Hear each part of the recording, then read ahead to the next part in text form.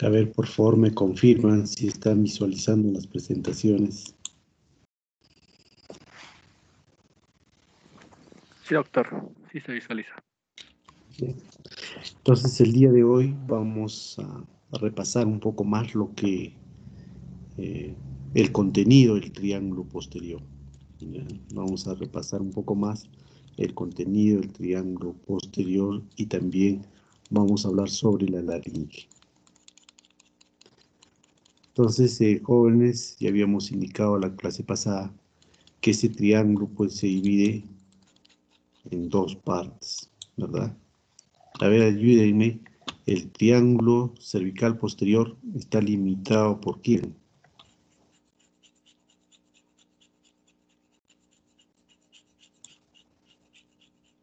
El borde lateral del esternocleidomastoideo. El borde lateral, está muy bien. O también podría ser, ¿no? Si es el borde anterior, el borde posterior del esternocleidomastoideo, ¿no? También por El borde anterior del trapecio. el borde anterior del trapecio. Y también por El borde La superior clavícula. de la clavícula.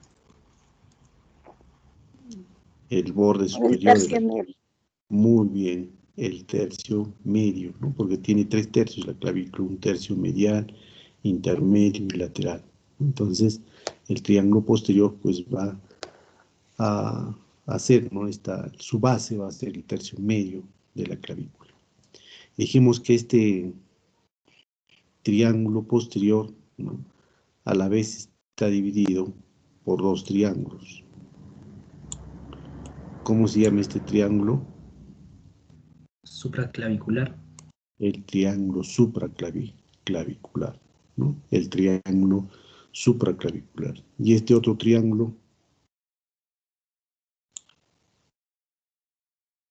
Triángulo occipital. el triángulo occipital, ¿no? Entonces, no nos olvidemos que el triángulo posterior del cuello a la vez está dividido en dos triángulos. Uno que corresponde a ser el triángulo supraclavicular, ¿no? Que está pues formado por este vientre inferior del músculo homoideo, ¿no? Es un músculo, dijimos, acintado del cuello, ¿no? Y por el borde superior de este mismo músculo homoideo, ¿no? Hacia arriba corresponde el triángulo occipital. Entonces, habíamos indicado también que en el suelo de este triángulo pues se encuentran los siguientes músculos, ¿no? Este músculo que se encuentra en la vértice de este triángulo occipital corresponde al semiespinoso de la cabeza. Por debajo, al esplenio de la cabeza. Y luego habíamos reconocido este músculo que es el elevador de la escápula, ¿no? También habíamos indicado o reconocido que en este piso de este triángulo se encuentra el músculo escaleno posterior, el escaleno medio, ¿no? El plexo braquial y aquí una pequeña porción que corresponde al músculo escaleno anterior. Entonces, todas estas estructuras pues se encuentran en el piso de este triángulo. Habíamos hablado también si nosotros disecamos estos músculos, pues vamos a encontrar las arterias, ¿no? ¿Qué arterias se encuentran en este triángulo? La tercera porción de la arteria subclavia, ¿no? Si sacamos el homoideo, vamos a poder encontrar, ¿no? Que esta tercera porción de la arteria subclavia pues se encuentra recorriendo esta parte.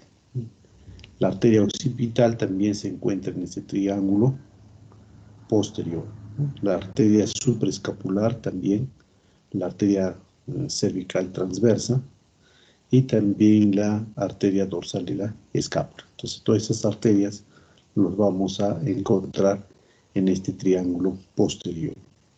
Las venas, vamos a encontrar la vena yugular externa, ¿no? Que está en plano superficial, que desciende por la cara lateral o externa del esternocleidomastoideo.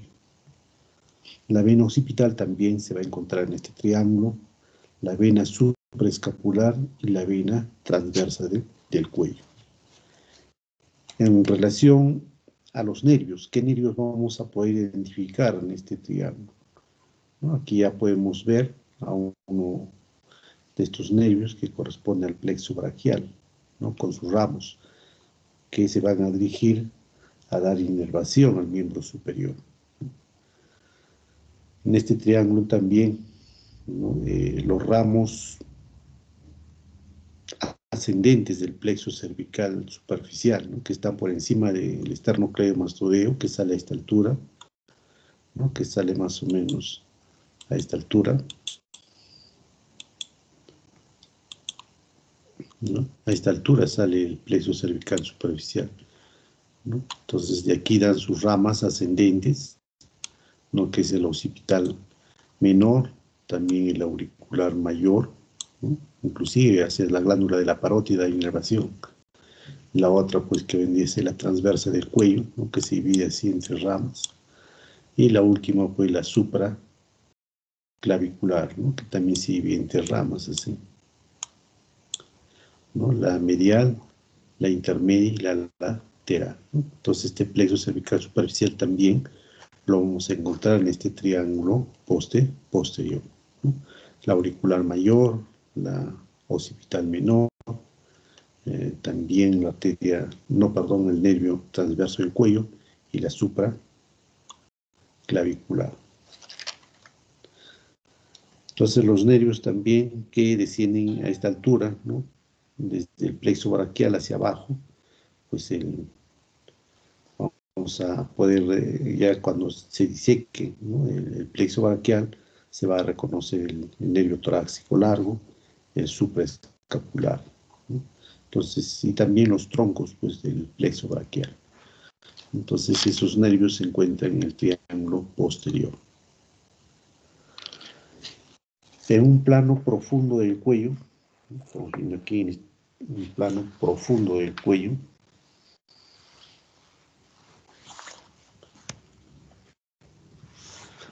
vamos a poder reconocer a los músculos escalenos. Entonces los escalenos son considerados, ¿no? En este plano profundo del cuello. Entonces los escalenos, pues, están situados por la parte externa o por fuera de los músculos prevertebrales, ¿no? Los prevertebrales también son músculos profundos del cuello. Entonces estos músculos profundos del cuello, en esta vista anterior del cuello, ¿no? Podemos poderlos identificar, pues, que se articulan, ¿no? En esta parte anterior de las vértebras cervicales, ¿no? Que es el músculo largo del cuello, ¿no? Con sus fibras que presentan superiores, medias e inferiores. Este músculo también, que sus fibras se originan desde la base, ¿no? De la cabeza, en la porción o en las crestas que se encuentran, en la cresta anterior que se encuentra en la cara externa del hueso basilar, ¿no? Que es el músculo largo de la cabeza.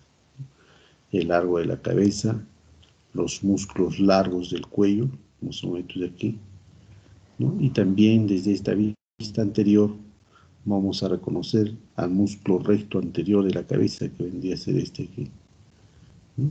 Y lateralmente, pues, encontramos al músculo recto lateral de la cabeza. Recto lateral, el músculo recto anterior de la cabeza, ¿no? El músculo largo de la cabeza, y estos de aquí que está en la parte media corresponden al músculo largo del cuello, ¿no? Ambos músculos largos del cuello son músculos profundos del cuello. Y lateralmente dijimos que los músculos escalenos también están considerados dentro de este plano profundo, ¿no? Como es aquí el músculo escaleno anterior, el escaleno medio y el escaleno posterior. Entonces estos músculos escalenos, pues, se encuentran ubicados lateralmente a la columna cervical. Entonces veamos el músculo escaleno anterior. Miren, acá está el músculo escaleno anterior, que se está originando pues de las apófisis transversas, ¿no? De las cervicales 3, 4 y 5. Inclusive llega a la sexta apófisis transversa, ¿no? De las vértebras cervicales. Y luego pues se va a insertar, ¿no? En la cara superior de la primera costilla, ¿no? El escaleno anterior.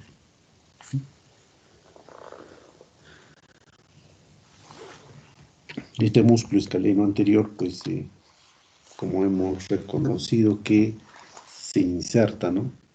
Desde estas cervicales que corresponden desde la 3, de las apófisis transversas, de la 3 a la 6. Y luego, pues, dirige esta parte superior, ¿no? De la costilla, de la primera costilla.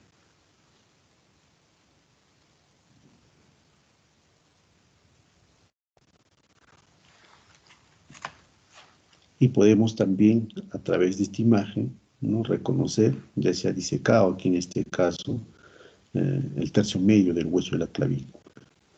Y por delante del músculo escaleno anterior, mire, vamos a poder identificar a esta vena, ¿no? Que vendría a ser, ¿qué vena es? A ver.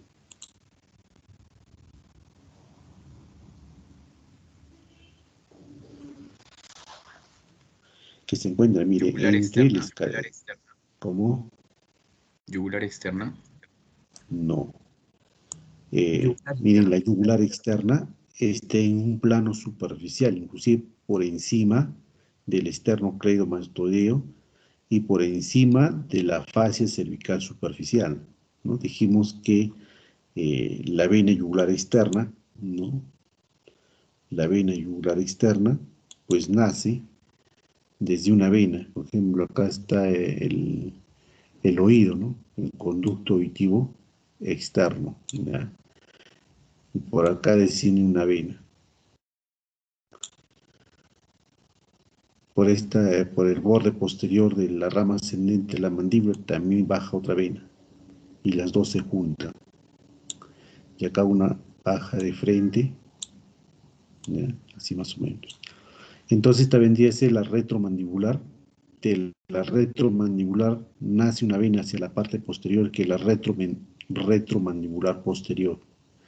Junta con la auricular posterior, dan inicio a la vena yugular externa, ¿no? Que está en un plano superficial, ¿no? Por encima del esternocleidomastoideo y por encima de la fascia cervical superficial. Y esta pues va a drenar en esta vena, que es la vena subclavia. Dijimos que los escalenos son considerados músculos profundos del cuello, ¿no? Entonces se encuentran por debajo en un plano profundo, ¿ya? Entonces estamos identificando aquí el escaleno anterior. Entre el escaleno anterior, o sea, sus fibras anteriores, y por las fibras, o en otras palabras, entre la cara interna del esternocleidomastoideo y el escaleno anterior, pues hay un espacio. Y en ese espacio va a recorrer esta vena, que es la vena subclavia, ¿no? Es la vena, la subclavia. Entonces, no olvidarse que en este espacio entre estos dos músculos, el esternocleidomastoideo y el escaleno anterior, pues se encuentra recorriendo, ¿no? La vena subclavia, ¿no? La vena subclavia. Entonces, de la misma forma, ¿no? Entre los escalenos anterior y medio hay otro espacio, ¿no? Que vamos a reconocer, ¿no? Al plexo braquial y a la vena subclavia, ¿no? A la arteria subclavia. La vena está entre este espacio anterior, entre estos dos músculos. Y en el espacio posterior o entre el escaleno medio y el escaleno anterior vamos a poder reconocer al plexo braquial y también a la arteria subclavia.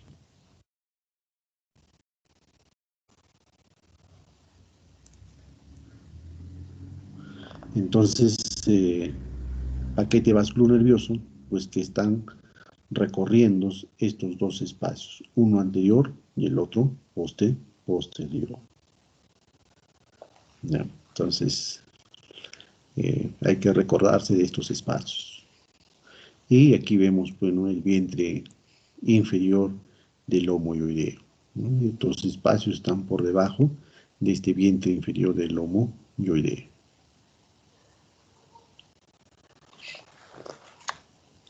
Y luego miren, aquí podemos ver también que la vena subclavia pues va a recibir el drenaje, ¿no? ¿De quién recibe? De la vena yugular externa, que vendría a ser este aquí, ¿no? Vena yugular externa. Y la vena yugular externa pues recibe, ¿no?, de la transversa del cuello y también de la supraescapular. Y la subclavia junto con la vena yugular interna pues va a drenar al tronco brachiocefálico, ¿no? Al tronco brachiocefálico. Y el tronco brachiocefálico a la cava superior.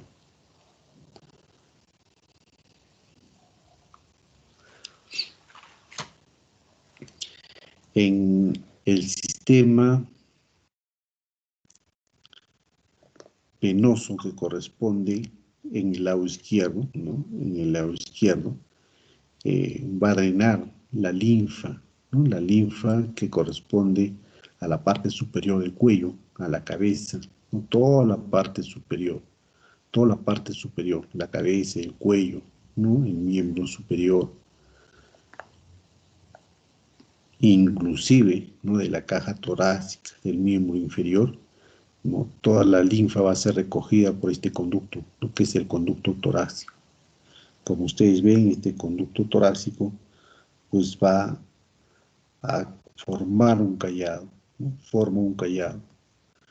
Y este callado pues va a recibir, ¿no?, la linfa pues, de la parte superior de la cabeza, del cuello, ¿no? Y lo va a drenar, ¿a dónde? Miren aquí, en esta vena de aquí, que es la vena yugular interna. Entonces, entre la vena yugular interna y la vena subclavia, el conducto torácico va a desembocar la linfa al sistema venoso. Entonces, de esta forma, toda la linfa de todo el cuerpo del lado izquierdo va a ser drenado, ¿no?, en la intersección o en la unión entre la vena yugular interna y la vena subclavia. Entonces, aquí en el lado izquierdo pues nos permite reconocer, ¿no?, al tronco brachiocefálico, a la cava superior, a la vena subclavia y a la vena yugular interna.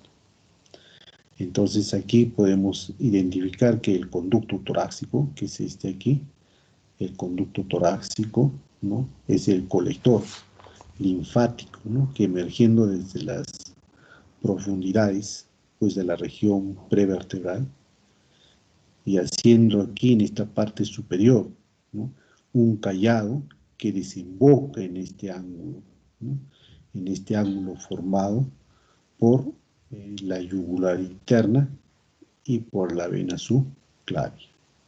Pero sin embargo en el lado derecho pues un poco difícil, ¿no?, complicado hacer la disección para poder reconocer, ¿no?, a la desembocadura de la linfa al sistema venoso.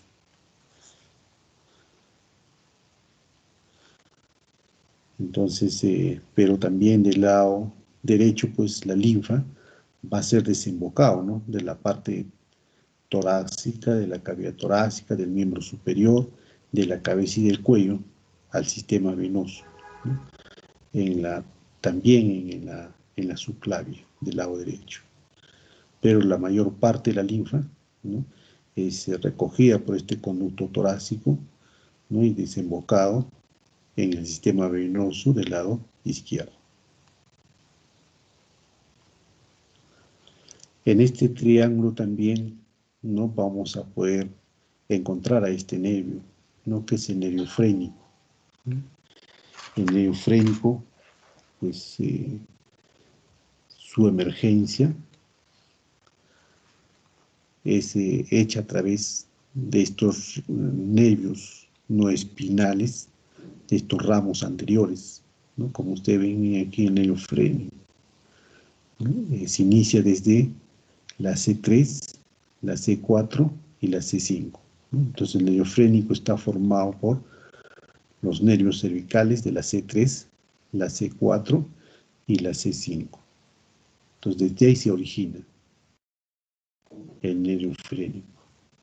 Y luego pues se dirige hacia abajo, ¿no? Se dirige hacia abajo, cruza en el cuello, luego penetra el tórax por la primera costilla, ¿no? También desciende por el mediastino anterior y va a terminar en el músculo del diafragma.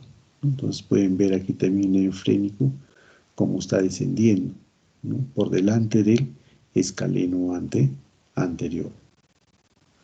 Y luego baja, la primera costilla pues ingresa hacia la cavidad torácica, ¿no? Para dar inervación motora al centro frénico. Aquí también podemos observar a este nervio frénico, miren que está por delante, ¿no? Del escaleno anterior, ya que ingresa a la cavidad torácica. Entonces sus relaciones del nervio frénico en el cuello pues desciende por el borde externo del músculo escaleno anterior, pasa por detrás, ¿no? de este hueso que bendice la clavícula, entre los haces claviculares y esternales del esternocleidomastodeo, para luego ingresar a la cavidad torácica. Y en la cavidad torácica, pues miren, ya dentro de la cavidad torácica, el nervio frénico, en este caso el derecho, pasa por delante de la arteria subclavia, ¿no? Está pasando por delante de la arteria subclavia y detrás de la vena subclavia, ¿no? Donde recibe ramos anastomóticos del nervio subclavio, ¿no? Y luego penetra hacia la parte del centro frénico, hacia el diafragma. Entonces, en el lado anteroexterno del orificio de la vena cava inferior, ¿no? El del lado derecho. Anteroexterno, ¿no? Del orificio por donde ingresa la vena cava inferior. Entonces, en ese trayecto, pues va a dar inervación, ¿no? Sensitiva a la pleura y también al pericardio. Y va a dar movimiento, ¿no? Y va a dar movimiento al centro frénico, al diafragma.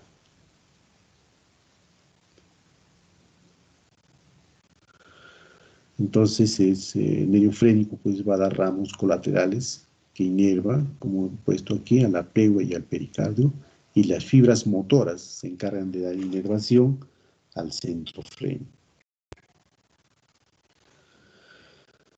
Entonces, las fibras motoras, ¿no? Que inerva el centro frénico va a mover al diafragma y también va a participar, ¿no? En la respiración normal y también en la respiración forzada.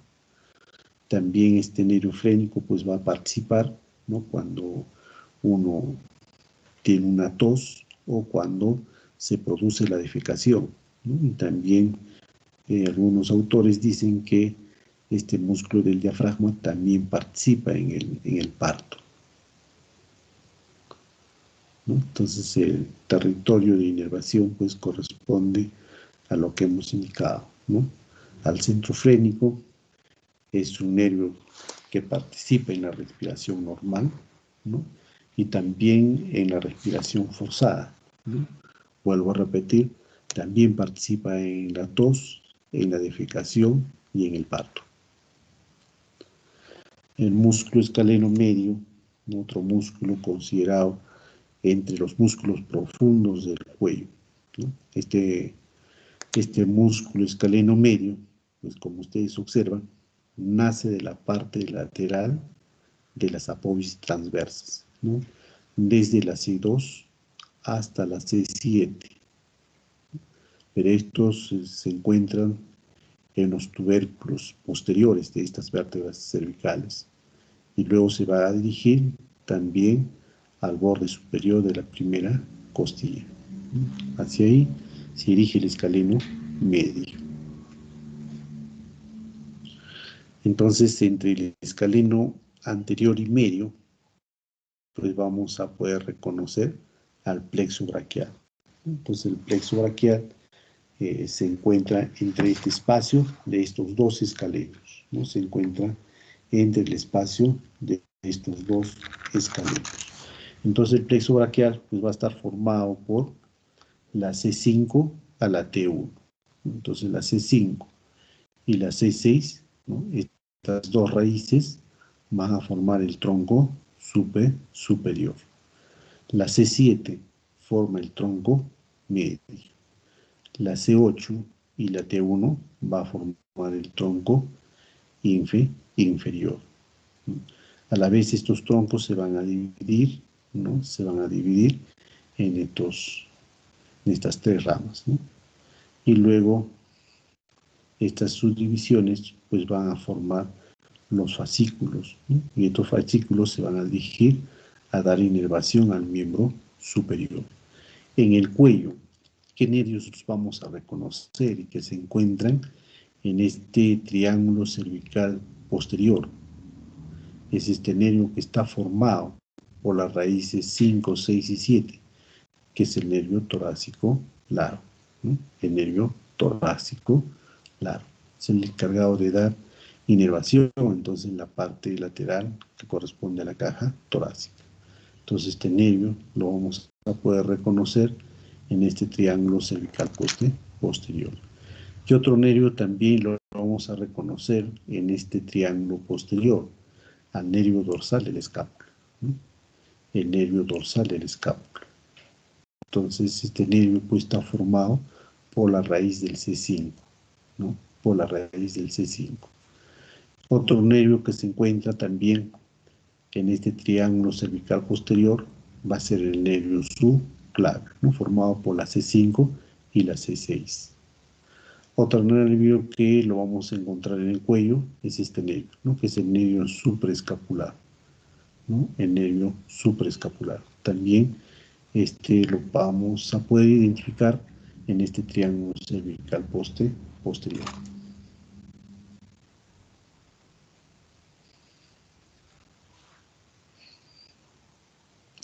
Entonces el plexo braquial tiene forma pues de un triángulo, ¿no? Que su base está ubicada en las 4 últimas vértebras cervicales, ¿no? Entonces este plexo braquial, como ustedes pueden observarlo en esta imagen, atraviesa primero la región supraclavicular, ¿no? Y luego se va a la región axilar. En la región supraclavicular, pues se sitúa entre los músculos escaleno anterior y el escaleno medio. Y luego este plexo braquial pues se va a relacionar por delante, ¿no? Con la arteria subclavia, como ustedes ven, el plexo braquial no se relaciona hacia adelante con la arteria subclavia, ¿no? Y también el escaleno anterior y el músculo elomo-yoyero. Entonces son sus relaciones, ¿no? Por delante entonces con la arteria subclavia y también con el músculo homoyoideo, especialmente con este vientre, que es el vientre inferior. Entonces este plexo braquial pues va a formar, ¿no? Ramas colaterales anteriores, posteriores y también ramas terminales.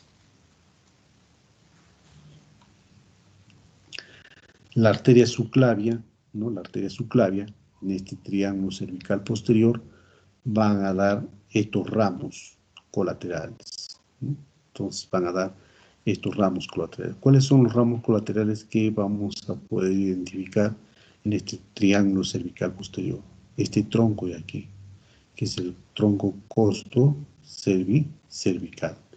Entonces el tronco costo-cervical nos da dos ramas, una cervical profunda que existe aquí, el encargado de dar irrigación a todos los músculos profundos del cuello, ¿no? La cervical profunda. Y este tronco costo-cervical va a dar un ramo descendente, ¿no? Que es este aquí, que es la intercostal suprema, encargado de dar irrigación los dos primeros espacios intercostales, ¿no? Entonces la subclavia irriga la parte intercostal, ¿no? Especialmente estos dos espacios intercostales superiores, que es una rama colateral del tronco costo-cervical. Entonces, como ustedes pueden observar también, que la arteria subclavia pues tiene otras ramas, ¿no? Ascendentes y también rama descendente. Entonces, una de las primeras ramas descendentes de la subclavia es la torácica interna, que es esta aquí, ¿no? Que irriga toda la parte anterior y profunda de la caja torácica a través de sus arterias intercostales anteriores. Y estas ramas ascendentes, ¿no? La primera es la vertebral, ¿no? Que ingresa por la altura de la sexta vértebra cervical por los agujeros transversos. Esta más bien no da ninguna rama en el cuello, no da ninguna rama colateral en el cuello, sino que se dirige o asciende por estos agujeros transversos hasta la articulación atlanto-occipital, ¿no? Y ahí se incurva e ingresa al agujero, ingresa por el agujero magno o el agujero occipital para dar irrigación al bulbo raquídeo, para dar irrigación al puente varolio y también la parte posterior del cerebro, ¿no? Y al cerebelo también lo irriga, todo el cerebelo lo va a irrigar, ¿no? La arteria vertebral.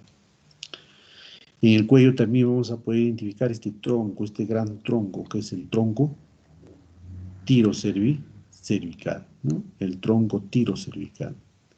El tronco tirocervical va a dar las siguientes ramas colaterales. Una de ellas que es esta aquí, ¿no? Una de ellas que es esta aquí, que es la arteria tiroidea inferior, ¿no?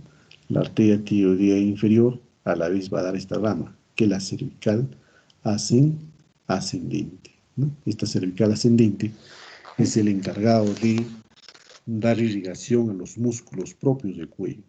Entonces, ¿cuáles son los músculos propios del cuello? A ver si se acuerdan.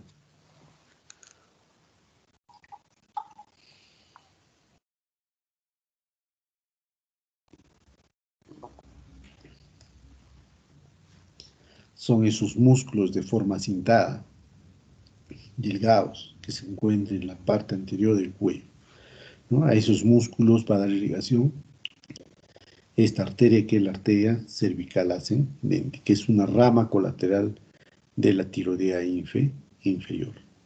Y esta tiroidea inferior, pues luego ingresa, ¿no? A la parte interna de la laringe, en la parte interna de la laringe. Y esta pequeña ramita va a ser para que se encargue de irrigar a la glándula de la tiroides, ¿no? Pero toda la porción inferior, ¿no? La otra rama colateral de la arteria o del tronco tirocervical es la arteria transversa del cuello, ¿no? Que es esta aquí, la transversa del cuello, ¿no? Esta arteria transversa del cuello va a dar dos ramas colaterales, ¿no? Una que se va a dirigir a dar irrigación al músculo del trapecio, ¿no? Esta rama se va al trapecio. Y la otra se continúa con la arteria dorsal del escápula. Y esta arteria, que es la supraescapular, que también es una rama, ¿no? Del tronco tirocervical, de la arteria supraescapular, que se va a dirigir a irrigar la parte superior de la escápula y también a los músculos que se encuentran en la fosa supraespinosa e infraespinosa, ¿no? Entonces son los ramos colaterales de la arteria subclavia. Y el músculo escaleno posterior, más bien, sus fibras nacen desde la quinta cervical a la séptima cervical, ¿no? y termina en el borde superior y un poco externo de la segunda costilla. Entonces el escaleno posterior. Y están inervados, ¿no?, por estos nervios que corresponden al tercero, cuarto, quinto y sexto nervios cervicales. Entonces estos nervios pues los va a dar inervación a esta parte que corresponde al escaleno posterior. Entonces la acción de los escalenos pues va a ser el movimiento de rotación, ¿no?, de la cabeza. Va a ejercer ese movimiento de rotación.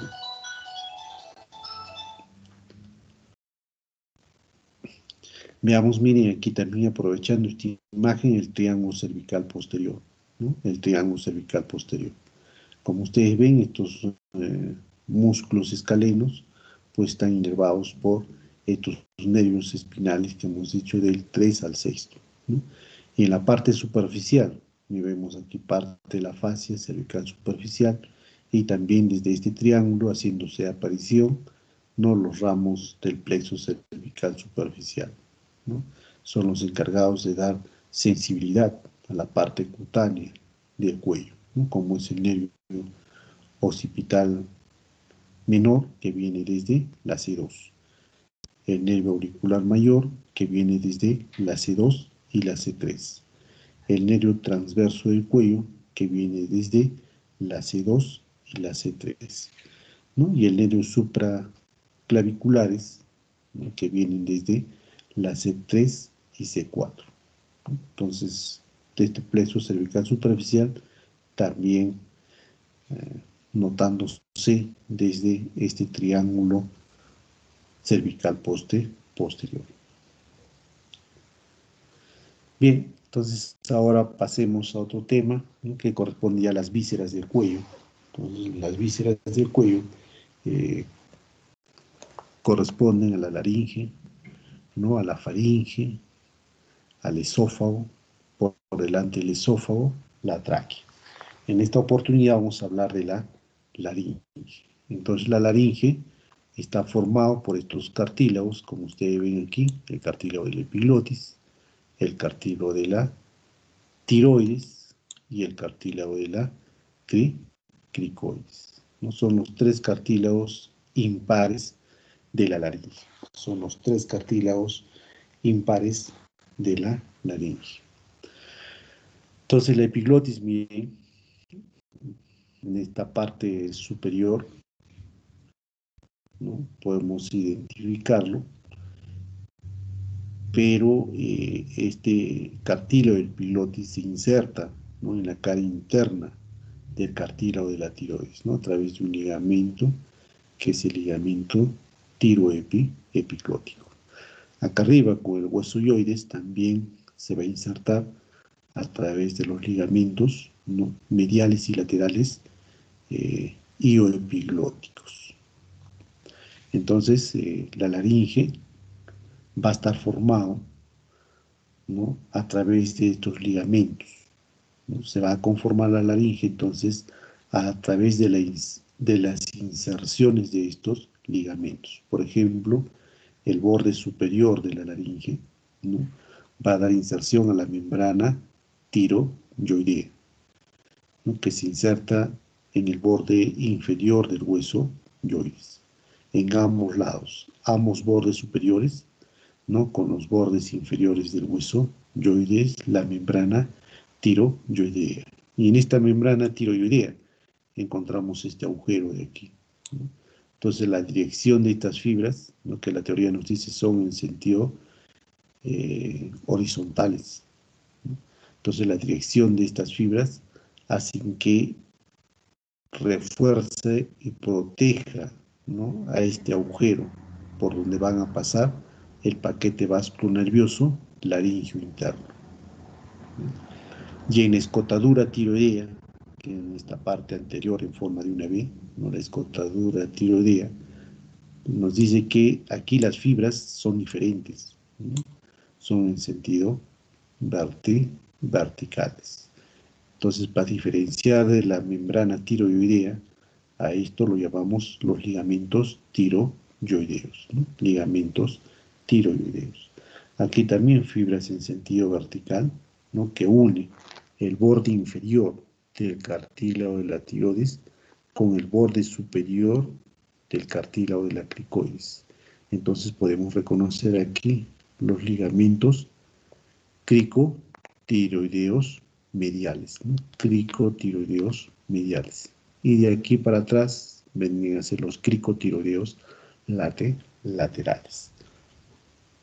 También podemos identificar en esta parte anterior de la laringe, ¿no? Que se insertan los músculos cricotiroideos mediales y laterales, que son músculos extrínsecos de la laringe, ¿no? Son los músculos extrínsecos de la laringe.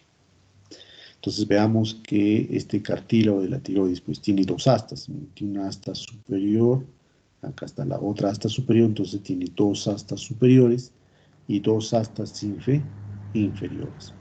Las astas superiores son libres, no se articulan con nadie, pero sin embargo las astas inferiores son articuladas con la lámina del cartílago de la tiroides. Entonces el cartílago de la tiroides tiene, anatómicamente, son diferentes. La cara anterior es en forma de un aro, ¿no?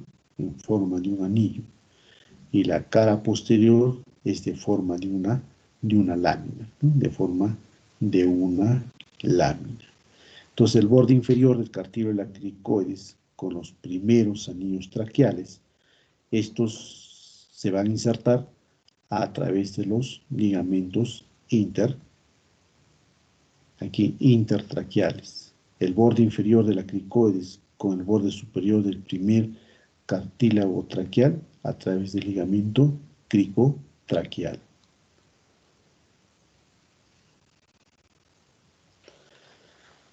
Entonces, en este corte sagital de la laringe, podemos reconocer, ¿no?, al conducto aurífero, ¿no? Podemos reconocer al conducto aurífero. El conducto aurífero está formado entonces ¿desde dónde? Desde las narinas, ¿no? Desde los orificios nasales externos, luego el corredor respiratorio, guanas o orificio nasal interno, nasofaringe, orofaringe, y aquí se continúa con la laringofaringe, donde se junta tanto la laringe como la faringe. Y luego esta parte superior del cartílago del epiglotis corresponde a la dictus, ¿no? La entrada de la laringe. Entonces esto vendría a ser la dictus o la entrada de la laringe. Entonces la laringe pues es un órgano de la fonación, ¿no? Ya que aquí en esta región podemos reconocer a las cuerdas vocales verdaderas, que es acá arriba, y las cuerdas vocales falsas, ¿no? Y aquí miren una vista lateral del cartílago de la tiroides. Miren su asta inferior que se articula con esta lámina del cartílago de la cricoides. Y la asta superior es libre. De esta cresta hemos hablado bastante en el cuello, ¿no? ¿Cómo se llama? A ver.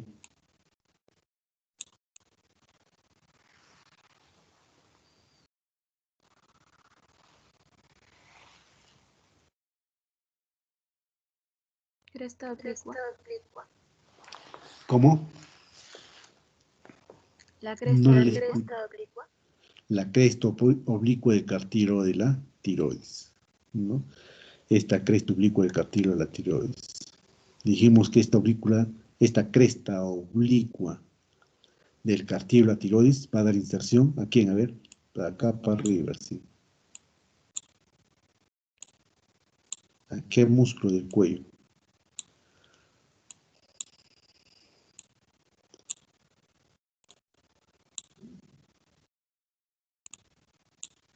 También son músculos acintados.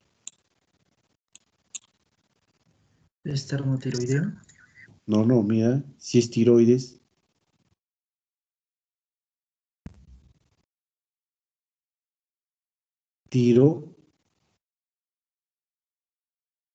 Tiroideo.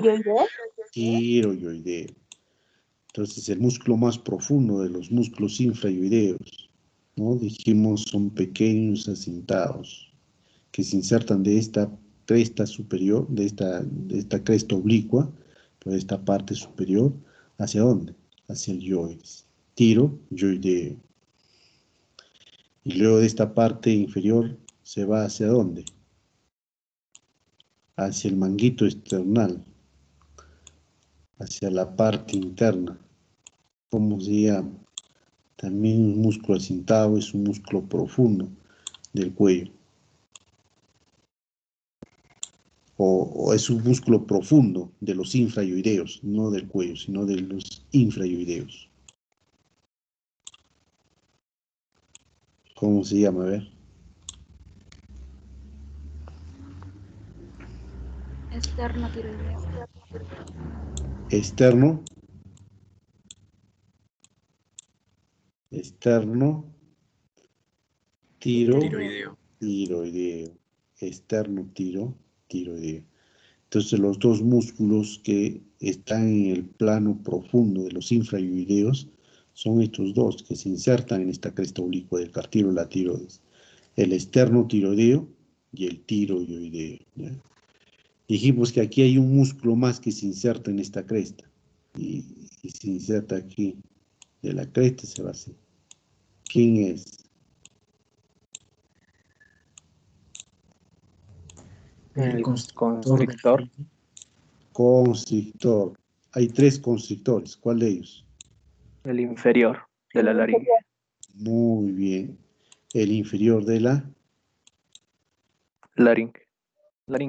Oh, faringe. ¿Ya? Entonces, no soy bueno dibujando, pero...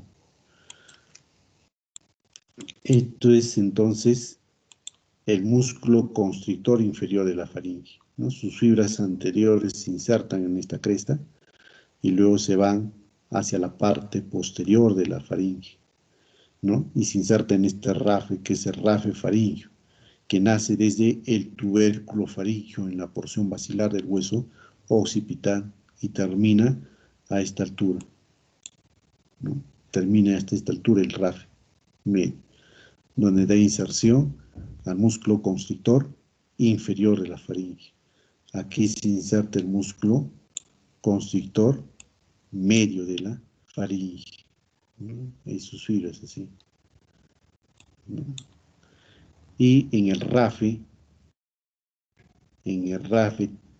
pterigomandibular, ahí se va a insertar las fibras superiores, ¿no? Del músculo constrictor superior de la faringe. Entonces son tres constructores, superior, medio e inferior. Entonces aquí estamos hablando del constrictor inferior que se inserta aquí en esta cresta oblicua del cartílago de la tiroides.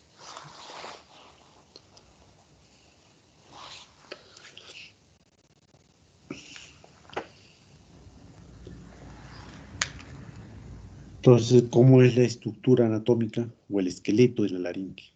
¿No? El esqueleto está formado entonces por piezas cartilaginosas, ¿no? Estas piezas cartilaginosas ya lo habíamos reconocido, al cartílago de la tiroides, al cartílago de la cricoides. Miren cómo es su cara anterior, cómo es su cara posterior del cartílago de la tiroides. En los exámenes, en el anfiteatro, siempre se confundía el alumno. Nosotros preguntábamos por atrás, poníamos aquí el puntero y ponían cualquier otra cosa menos la lámina del cartílago de la cricoides, ¿no? Que anatómicamente es diferente. Su cara anterior es más delgada, miren, parece un anillo, ¿no? Y en la parte posterior es una lámina. Inclusive la teoría nos dice que se asemeja a un anillo de un romano, ¿no? Por tener esta parte más ancha de forma de lámina. Y el cartílago de la epiglotis, como ustedes ven, insertándose en la cara interna del cartílago de la tiroides a través de este ligamento, ¿no? Que es el ligamento tiroepiglótico, ¿no? El ligamento tiroepiglótico. Los otros cartílagos de la laringe, que es estos dos de aquí, son pares, ¿no? Los tres impares es este aquí, epiglotis, tiroides y cricoides. Son los tres impares. Y los pares son los aritenoides, el corniculado y el cuneiforme, que está más en la punta. Entonces son los cartílagos de la laringe. Dijimos que estos cartílagos de la laringe pues están unidos a través de los ligamentos y las membranas, ¿no? Todos los ligamentos que unen a estos cartílagos, ¿no? Los unen entre sí a través de estos ligamentos, ¿no? Ligamentos y también membranas.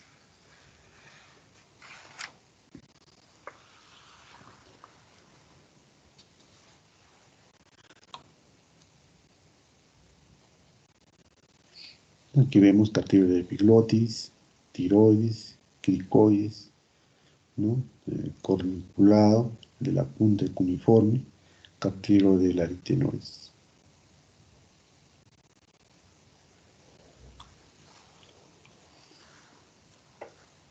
Entonces en esta imagen vamos a reconocer todos los músculos intrínsecos de la laringe. ¿Sí? Todos estos son los músculos intrínsecos de la laringe. Entonces estos músculos intrínsecos de la laringe se reconocen desde una vista posterior de la laringe, ¿no? Desde una vista posterior de la laringe. Por ejemplo, aquí tenemos uno de los más superficiales, ¿no? De los músculos intrínsecos de la laringe, que es este aquí, que es el músculo cricoaritenoideo posterior. Entonces se inserta en la parte posterior del cartílago cricoides y se va hacia la parte lateral o apófisis, ¿no? Del cartílago de la aritenoides. Entonces el músculo más superficial de los intrínsecos de la laringe, el músculo cricoaritenoideo posterior. En este caso aquí se ha disecado este músculo, ¿no? Se ha disecado este músculo y podemos reconocer a este músculo que es el cricoaritenoideo lateral, ¿no? Músculo cricoaritenoideo lateral. A la vez también podemos reconocer a las fibras de otros músculos intrínsecos, pues en este caso, mire, se viene desde la cara interna del cartílago de la tiroides hacia el cartílago de la aritenoides. Entonces estamos hablando del músculo tiroaritenoideo, ¿no? El músculo tiroaritenoideo. Aquí también desde la cara interna del cartílago de la tiroides, pero estas fibras se dirigen ¿hacia dónde? Hacia la epiglotis. Entonces será el músculo tiroepiglótico, ¿no? El músculo tiroepiglótico. Son músculos entonces intrínsecos de la laringe.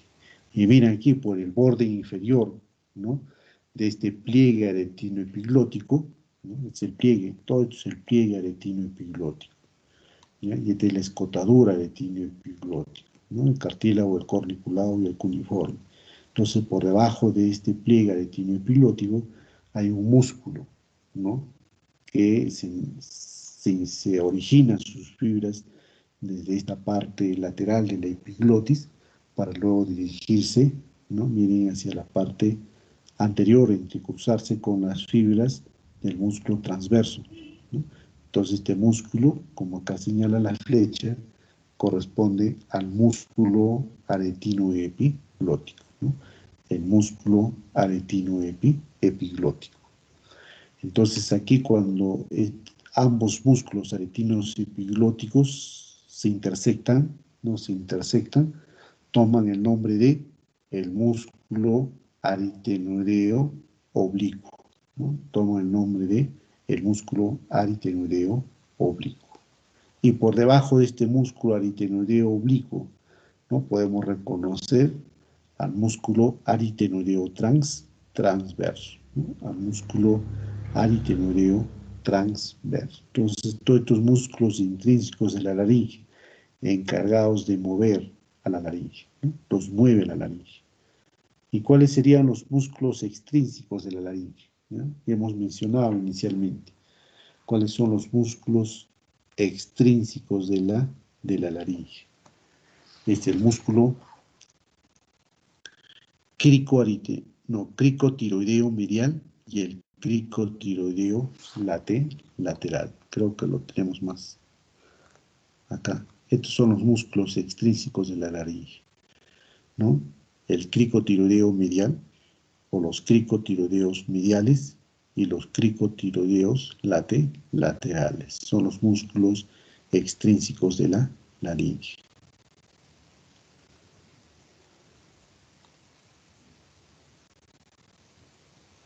Muy bien, entonces la situación de la laringe, ¿no? ¿Dónde está situada la laringe?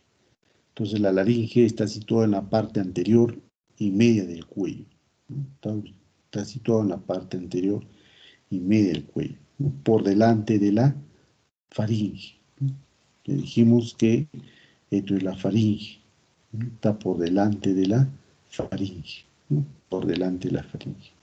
Por debajo del hueso yoides, ¿no? Aquí vemos el hueso yoides que está seccionado, ¿no?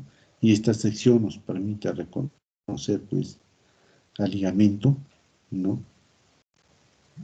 Ioepiglótico, al ligamento ioepiglótico tanto medial como lateral, ¿no? Y también el hueso yoides, a través de esta sección, nos permite reconocer a la membrana o ligamento tiroideo. Entonces se encuentra por debajo del hueso yoides, por encima de la tráquea. Veamos aquí, la tráquea empieza en el borde inferior del cartílago de la cricoides. Entonces se encuentra por encima de la tráquea. Lateralmente, aquí mismo vamos a reconocer a los lóbulos, ¿no?, de la glándula de la tiroides, ¿no? Y también, pues, el paquete vasculo nervioso del cuello, ¿no? Tanto la arteria carótida común, la vena yugular interna y el nervio neumogástrico, que lo vamos a poder identificar en esta parte lateral de la laringe. Y en la parte inferior, pues la laringe se encuentra a la altura, ¿no?, o en el borde inferior, ¿no?, de la sexta vértebra cervical, ¿no?, en el borde inferior de la sexta vértebra cervical. Esta es la lámina del cartílago de la cricoides. También en el borde inferior de esta lámina del cartílago de la cricoides, ahí termina la laringe, ¿no? Ahí termina la laringe. Y luego la laringe hacia abajo, de este borde hacia abajo, se continúa con la tráquea. Y de este borde hacia atrás, ¿con quién? Con el esófago. Con el esófago. Entonces la faringe también termina en este borde inferior del cartílago de la cricoides, ¿no? De aquí para abajo, el esófago. De aquí para arriba, la faringe. Entonces, ¿cómo es la configuración interna de la laringe, ¿no? A través de este corte sagital, ¿qué observamos? La entrada de la laringe, ¿no? ¿Qué es esta aquí? La entrada de la laringe, también conocido como el adipus, o entrada, ¿no?, o la entrada de la laringe. Esta entrada de la laringe, pues, está circunscrita, ¿no?, por arriba del borde superior de la epiglotis, ¿no?, por arriba, que corresponde al borde superior de ¿quién? De la epiglotis. Aquí también la castelladitsu, la entrada de la laringe. Entonces, en este corte también podemos observar o reconocer la cavidad laringe, ¿no?, que se divide en tres regiones.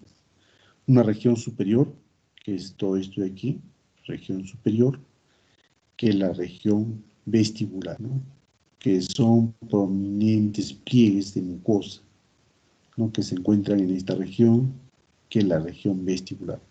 Una región intermedia, que es esta aquí, donde encontramos a las cuerdas vocales falsas y a las cuerdas vocales verdaderas, ¿no?, que es la región ventricular, ¿no?, la región ventricular, en donde encontramos a las cuerdas vocales falsas y a las cuerdas vocales verdaderas. Y por debajo de esta región ventricular, esta aquí vendría a ser la región infraglótica, ¿no?, que es la más amplia en sentido antero-posterior, que transversalmente, entonces es la parte transversal, y de acá para adelante vendría a ser la anteroposterior, pero aquel diámetro que va descendiendo es a medida que desciende hacia la tráquea. Entonces va descendiendo hacia la parte inferior y también hacia la tráquea. Entonces la laringe, en este corte, podemos identificar sus tres regiones, ¿no? La región vestibular, la región ventricular y la región infraglótica. Entonces todo esto vendría a ser la mucosa de la laringe, ¿no? La parte de la mucosa de la laringe. La glotis, entonces la glotis es este espacio de aquí, es de lo que está de color más negro, vendría a ser la glotis, ¿no? La epiglotis, la glotis e inferiormente la infraglotis, ¿no? Entonces la glotis es este espacio, ¿no?, comprendido entre los dos bordes libres que corresponden a las cuerdas vocales tanto verdaderas como falsas, ¿no? Entonces se les ve como estas cintas, ¿no?, membranosas que limitan esta hendidura, pues que se llama o toma el nombre de el espacio de la glotis. Entonces todo esto es la glotis.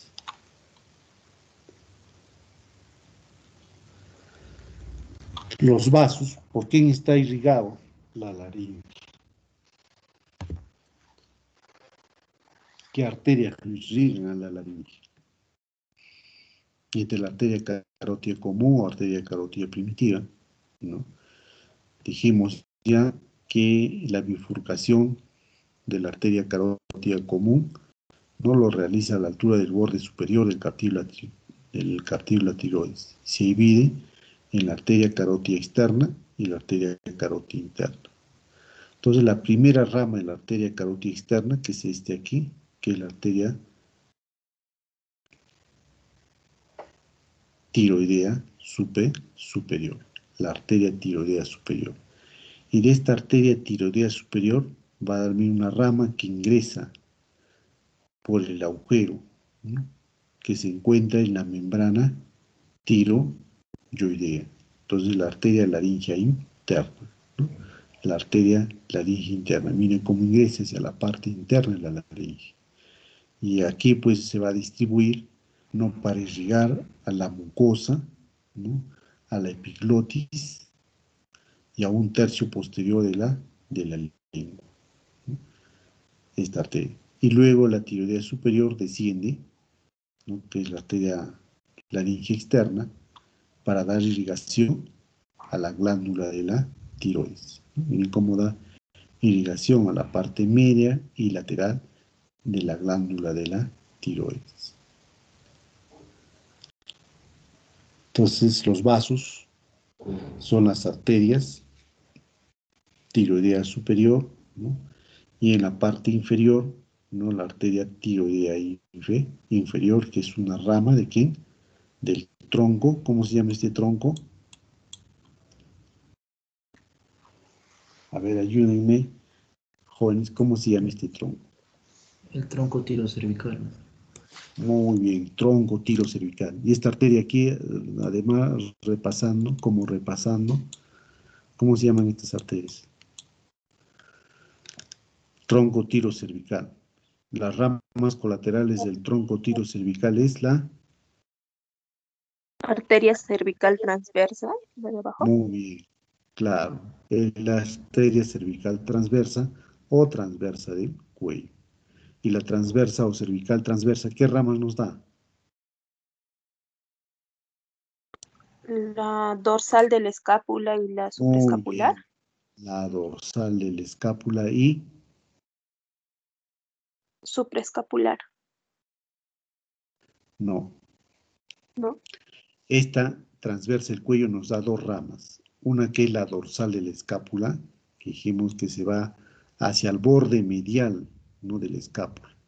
Y el otro se va al músculo del trapecio, ¿no? Entonces se va la arteria que se dirige a llegar al trapecio, ¿no? Esta es la arteria supraescapular, escapular, ¿no? La arteria supraescapular. ¿A dónde se dirige irrigar la arteria supraescapular? ¿A dónde se va? Al músculo supraescapular. Al músculo supraespinoso Supraespinoso. ¿sí? Espinoso. Y luego se va ahí a anastomosar con una circunfleja, ya que después hablaremos cómo se llama la circunfleja, ¿ya?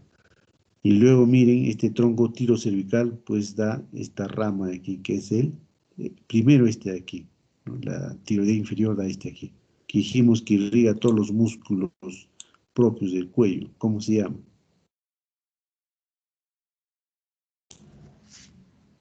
Cervical superficial.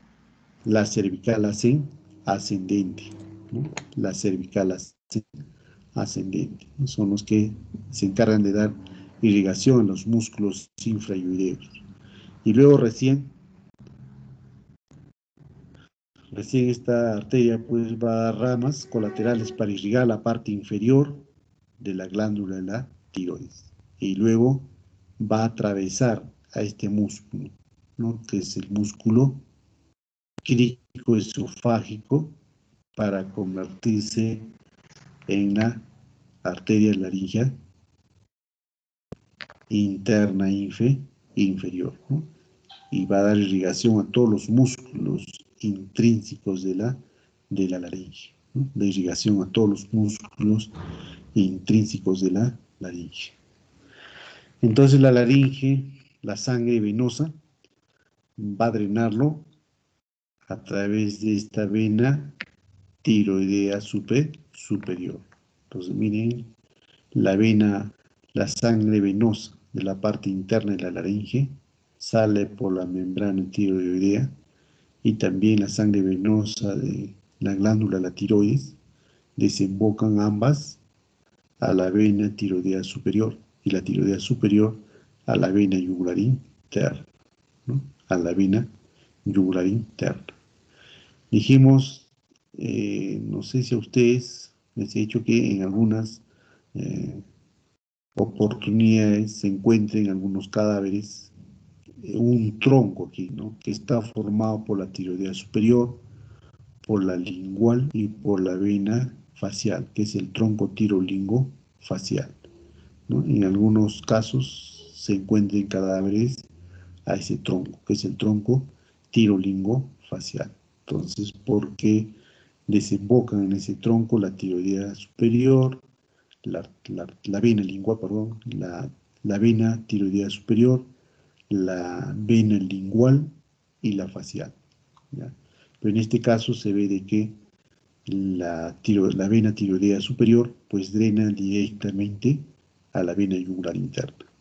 La vena yugular media también está drenando a la vena yugular interna, ¿no? Entonces, la vena yugular media, que recoge la sangre venosa de toda la parte media e inferior de la glándula de la tiroides para drenarla a la vena yugular interna. Sin embargo, las venas tiroideas inferiores, miren, las venas tiroideas inferiores, ¿dónde están drenando? Drenan en los troncos brachiocefálicos, ¿no? Drenan en los troncos brachiocefálicos. Y el tronco brachiocefálico, pues recién va a drenar en esta vena, que es la vena cava superior. Entonces, de esa forma, este irrigado, y también la sangre venosa, pues son desembocadas al tronco brachiocefálico, ¿no?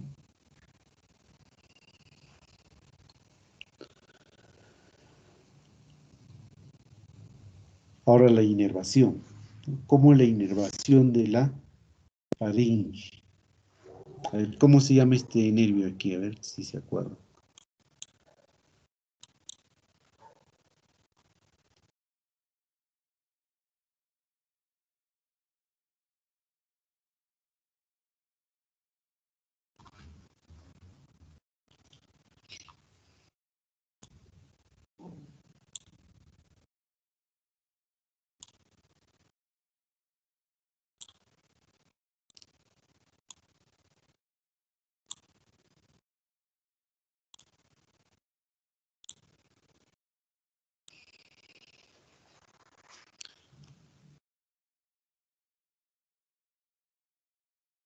Esto es esto de aquí.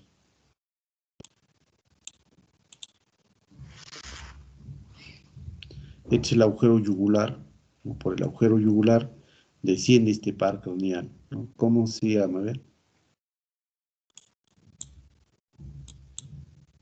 El décimo, el vago. El vago. Muy bien. Entonces, por el agujero yugular desciende el décimo par craneal. Entonces, en esta parte superior apenas sale por el agujero yugular que se encuentra en la base de la cabeza o en la base del cráneo, va a dar su primera rama, que es este aquí, que es el nervio laringio superior. Nervio laringio superior es una rama del décimo par craneal, ¿ya? Entonces, este nervio laringio superior, a la vez, miren a la altura de este músculo, que es el músculo constrictor medio de la faringe, ¿no? Entonces, a la altura de este músculo constrictor medio de la faringe, va a dar su primera rama, va a dar sus dos ramas. ¿Cuáles son esas ramas? Es el nervio laringio interno y el nervio laringio externo. Nervio laringio interno y nervio laringio externo. El nervio laringio interno ingresa por la membrana tiroyoidea, ¿no? Ingresa por la membrana tiroyoidea. Y miren cómo acá se distribuye. La teoría nos dice que se distribuye en tres ramas. Una para la parte anterior de la epiglotis y llega hasta la raíz de la porción fija de la lengua. La otra se dirige hacia la mucosa de esta región, ¿no? Y la otra se va hacia la región vestibular, hasta la región vestibular de este cartílago, que es el cartílago de la epiglotis, ¿no? Y luego también se anastomosa o se junta con el nervio laringio inferior, ¿ya? Entonces, este nervio laringio superior es el que va a dar sensibilidad, ¿no? Es el que va a dar sensibilidad al tercio posterior de la lengua, a la mucosa anterior y posterior del epiglotis. Y la tercera, a esta parte inferior de la laringe. Y su ramo externo va a dar movimiento al músculo constrictor inferior de la faringe. Miren lo que hace un rato hemos repasado. Miren cómo las fibras de este músculo constrictor inferior de la faringe, miren cómo se originan desde esta cresta oblicua del cartílago de la tiroides, ¿no? Y cómo se va hacia atrás para insertarse en el rafe faríngeo, ¿no? Se inserta en el rafe faríngeo. Entonces el nervio laringio externo da inervación motora al constrictor inferior de la faringe, más a los músculos extrínsecos de la laringe, ¿no? Más a los músculos extrínsecos de la laringe. Y estas penetran para dar movimiento a las cuerdas vocales, ¿no? Para dar movimiento a las cuerdas vocales, ¿ya? Y el nervio laringio inferior, que es este aquí, el nervio laringio inferior, pues en el lado derecho va a contornear la arteria subclavia, ¿no? Entonces el vago, como ustedes ven, aquí también el vago, ¿no? El vago del lado derecho, en este caso aquí está seccionado, ¿no? Está seccionado, ¿ya? La vena subclavia, pues contornea la vena subclavia y luego asciende por la tráquea e ingresa, ¿no?, a la parte interna de la laringe. Sin embargo, en el lado izquierdo, miren cómo desciende hasta el callado de la aorta, ¿ya? Aquí el décimo par craneal va a dar esta rama colateral, que es el nervio recurrente, ¿no? Que es el nervio recurrente. Y luego también sube por la parte lateral de la tráquea, donde van a dar ramos colaterales, ¿no?, para la tráquea y también para el esófago. Entonces aquí ustedes pueden ver, este es recurrente, igual que este aquí, recurrente, ¿no? Quedan plexos traqueales y plexos esofágicos. Y luego, miren, atraviesa este músculo, que es el músculo cricoesofágico, para ingresar a la parte interna de la laringe e inervar a todos los músculos intrínsecos de la laringe, para dar movimiento a todos los músculos intrínsecos de la laringe, a todos los que hemos señalado anteriormente. ¿Ya? Entonces, de esa forma está inervado la laringe, ¿no? Por el nervio laringio superior y el nervio laringio inferior. El nervio laringio inferior es una rama colateral de la recurrente, ¿no? Que es este aquí. Y la recurrente es una rama colateral ¿de quién? Del 10º par craneal, ¿no? Del nervio vago. Y la laringia interna superior es rama de quién? Del nervio laringio superior, ¿no? Entonces el nervio laringio superior da dos ramas, una laringe interna y la otra laringe externa, ¿no? La laringe externa y la laringe interna. Entonces, de esa forma, pues la laringe va a estar inervada, ¿no? Por el 10º par craneal. Muy bien, estimados jóvenes, hasta ahí es nuestra práctica que corresponde al día de hoy, ¿no? Laringe y también triángulo posterior del cuello. Si hubiera alguna pregunta, estimados jóvenes,